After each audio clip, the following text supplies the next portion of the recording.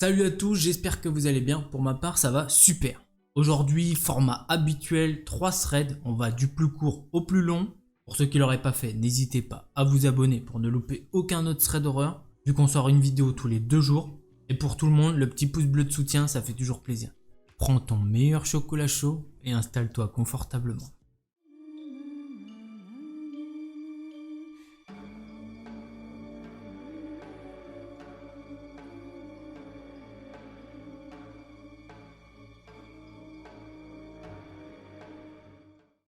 L'histoire que je vais vous raconter, c'est celle de Léa. Elle nous explique qu'elle a une grande peur, c'est la noyade. Et au cours d'une discussion avec sa mère, elle apprend d'où vient cette phobie. Cette phobie, elle est apparue quand elle avait l'âge de 5 ans. Son petit frère venait de naître et ses parents se sont plus occupés de lui que d'elle. Du coup, elle s'est inventé un ami imaginaire du nom de Paul. D'après sa mère, Paul et elle, ils étaient hyper proches. Ils mangeaient ensemble, ils jouaient ensemble et ils dormaient aussi ensemble. Le seul problème à tout ça, c'est que Paul avait froid la nuit. Du coup, elle dormait avec plein de couvertures en plein été.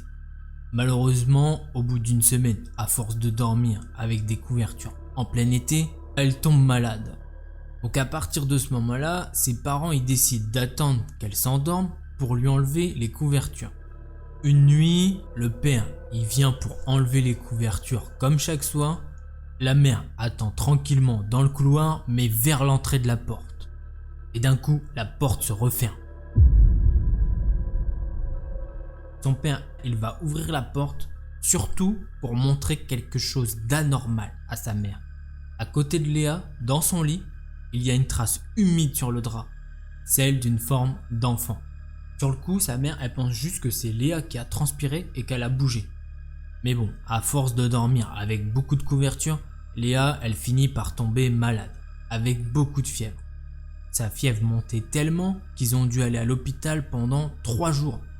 Après être sortie de l'hôpital, Léa, elle a plus jamais reparlé de Paul. Quelques jours après la sortie de l'hôpital, sa mère, elle découvre dans le journal régional qu'un petit garçon âgé de 6 ans a été retrouvé mort dans une rivière pas très loin de sa ville. Et le plus surprenant, c'est qu'il s'appelait Paul. Cette histoire se finit là, d'ailleurs elle est assez bizarre. J'ai quelques théories là-dessus mais j'aimerais bien connaître les vôtres dans les commentaires. On va passer de suite à la seconde histoire.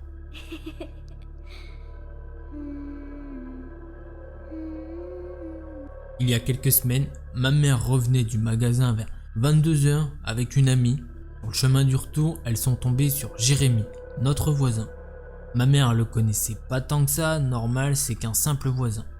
Les seules fois où on l'avait vu, il était soit bourré, soit drogué. Et ce soir-là, Jérémy, il était en colère. Il s'est rapproché de ma mère et de son ami. Il a commencé à crier « Je vais me les faire celle-là !» Tout ça en baissant son pantalon. Ma mère et son ami ont commencé à accélérer le pas, mais il a attrapé ma mère par le bras. Elle s'est défendue pour libérer son bras et elle a couru jusqu'à notre appart. J'entends crier et courir dans les escaliers. J'ouvre la porte car j'entends la voix de ma mère dans l'escalier qui crie. Elle arrive en courant et on essaye de refermer la porte car je vois qu'elle est suivie. Mais au moment de fermer la porte, quelqu'un la bloque. Je vois que c'est Jérémy, notre voisin. Il met des grands coups de pied dans la porte. Je tombe par terre et il rentre dans l'appartement. Je vois direct qu'il vient avec des mauvaises intentions. La cuisine est juste à côté, je cours prendre un couteau et je le menace de sortir. Jérémy commence à crier comme un malade et moi aussi je me montre menaçant. Jérémy finit par sortir et je me jette directement sur la porte et je la ferme à clé. À ce moment-là, Jérémy commence à hurler comme quoi on est des mauviettes et plein d'autres trucs. Et que de toute façon, on n'aurait aucune preuve si on appelait la police car il connaît le proprio et qu'il peut effacer les vidéos de sécurité. Ma mère, elle réfléchit à toute vitesse et elle commence à enregistrer avec son téléphone alors qu'il recommence à frapper sur la porte pour essayer de la défoncer. Jérémy, il commence à partir quand il entend que j'appelle la police avec mon téléphone. Quelques minutes après, Jérémy, il revient mais avec un couteau. Il commence à mettre des coups de couteau dans la porte en nous insultant et il disait qu'il allait nous tuer et tuer les policiers qui allaient venir nous aider. À ce moment-là, je suis toujours avec la police au téléphone. D'ailleurs, l'officier décide d'envoyer une patrouille le plus rapidement possible. Heureusement, les portes de l'immeuble sont vraiment solides. Jérémy se met à crier qu'il allait attendre les policiers en bas avec son couteau. Du coup, moi j'ai prévenu la police qu'il les attendait en bas. Les policiers y sont arrivés dans l'immeuble, aucune trace de Jérémy. Quand ils sont montés, ma mère leur a montré les vidéos et enregistrements qu'elle avait faites. Après ça, ils sont descendus et ils ont trouvé Jérémy en train de fumer en bas de l'immeuble. Du coup, ils l'ont arrêté.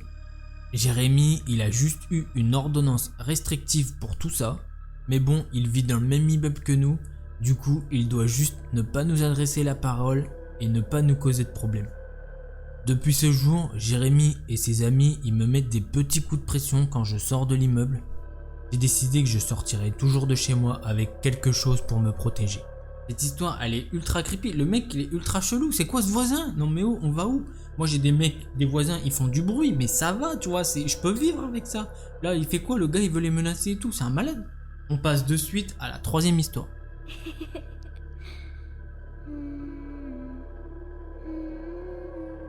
L'histoire que je vais vous raconter, c'est celle de Megan.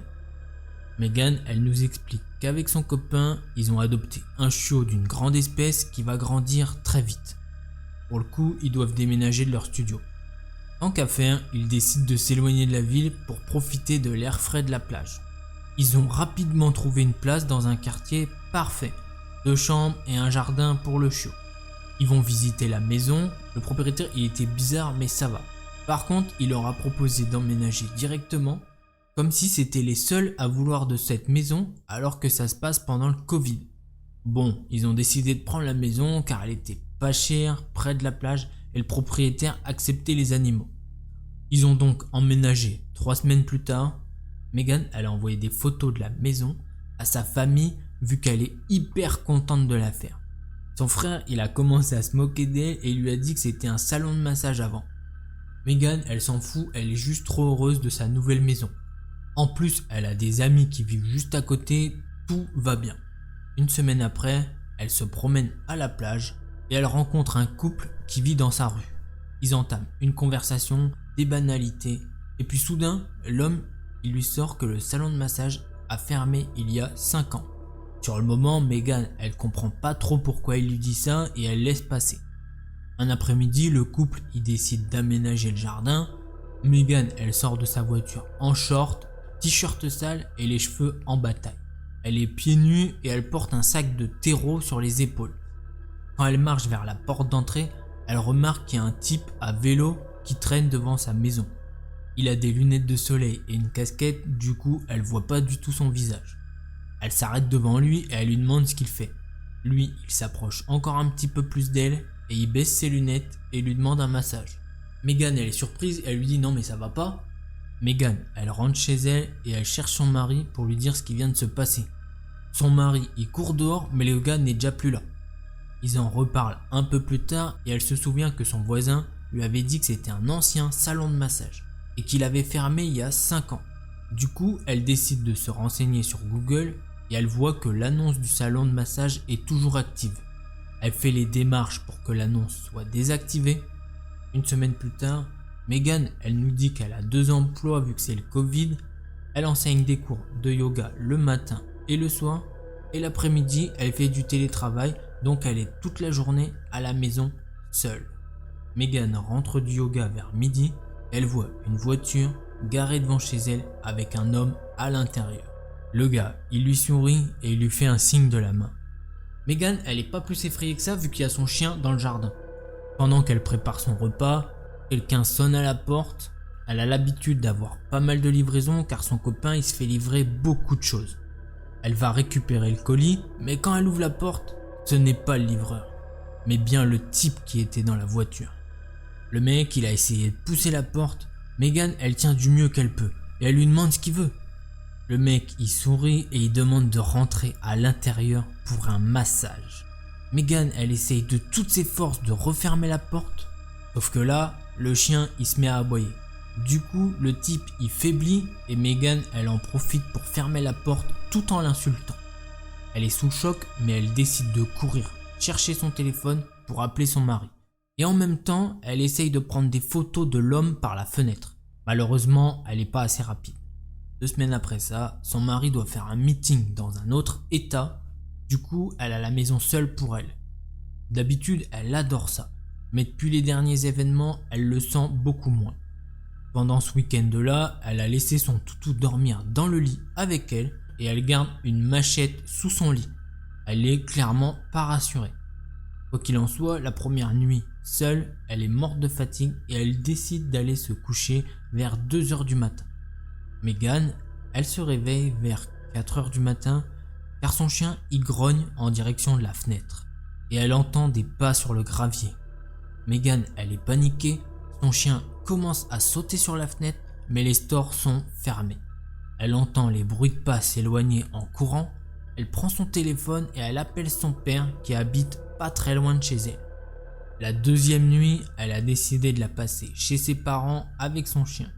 Son mari rentre de son voyage et il lui a dit qu'il avait envoyé un email au propriétaire pour lui parler des incidents et parler de l'annonce sur internet.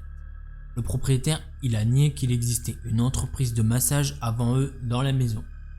Megan, à force, elle développe des crises d'anxiété, de l'insomnie et elle se balade très souvent avec sa machette. À ce stade, elle se dit qu'elle devient même parano. Le couple a décidé d'aller voir les voisins pour avoir plus d'informations sur ce fameux salon de massage qui a été fermé il y a 5 ans. Et leurs pires craintes ont été confirmées. Le salon de massage était en réalité une maison close qui a été fermée par la police. Une voisine leur a carrément dit qu'elle avait été agressée physiquement par un client et qu'elle avait joué un rôle majeur dans la fermeture de cette maison close. Ils ont contacté les anciens locataires et ils avaient les mêmes problèmes qu'eux. Du coup, ils ont décidé d'appeler la police et la police a confirmé toute cette histoire de maison close. Ils leur ont dit que s'ils voulaient déménager, la police pourrait appuyer leur dossier. Le lendemain, le fleuriste du coin de la rue leur a demandé si Megan et son mari étaient chez eux la veille. Megan, elle lui dit qu'ils étaient pas là parce qu'ils étaient en famille ce jour-là.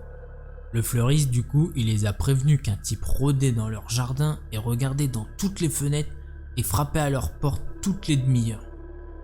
Pendant cette nuit-là, ils ont entendu à nouveau des pas dans le gravier et surtout des coups à la porte. Le mari y descend à toute vitesse, mais plus personne n'est là. Ils appellent encore le propriétaire, mais lui, il dit qu'il n'y avait pas du tout de maison close ici. Sauf que là, Megan, elle lui révèle qu'elle sait tout, car la police lui a donné toutes les informations. D'un coup, le propriétaire, il change de discours et il insiste pour leur payer un système de sécurité complet s'ils n'appellent plus la police. Ils ont accepté, mais avec l'idée en tête d'appeler quand même la police si jamais quelque chose se passait mal. Cette histoire, elle est maintenant finie. En vrai, ils auraient dû le sentir quand même. Il y avait un beau quartier, la plage, les animaux acceptés, le prix pas trop cher. Non mais là, c'est trop beau pour être vrai. Forcément, ça part en cacahuète. Vous auriez fait quoi à leur place? Déménager ou rester dans la maison? Cette vidéo se termine là, j'espère qu'elle vous a plu. Si c'est le cas, n'hésitez pas à vous abonner si c'est pas déjà fait. Et sinon, vous pouvez mettre le petit pouce bleu de soutien, ça me fait vraiment plaisir. Je vous dis à la prochaine pour de nouvelles vidéos. Tchuss les potes. I just want to play a game with you. Hey, don't you run away. Please stay. Stay with me. If you don't come play with me, then we will kill you.